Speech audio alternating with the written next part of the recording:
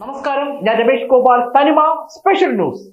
Thiruvananthapuram excise enforcement and anti narcotic special squad excise circle inspector AP ഷാജഹാന്റെ നേതൃത്വത്തിലുള്ള സംഘം നെയ്യാറ്റിങ്കര ഭാഗത്ത് നടത്തിയ പരിശോധനയിൽ 4 ഗ്രാം മേത്തയും ഫറ്റാമിനും 4.30 ഗ്രാം കഞ്ചാവും പിടികൂടി.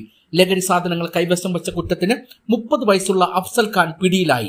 ഇയാളുടെ പേരിൽ NDPS കേസെടുത്തിട്ടുള്ളതും തൊണ്ടിമണിയായി 10,000 രൂപയും ഒരു മൊബൈൽ ഫോണും കണ്ടെടുത്തിട്ടുമുണ്ട്.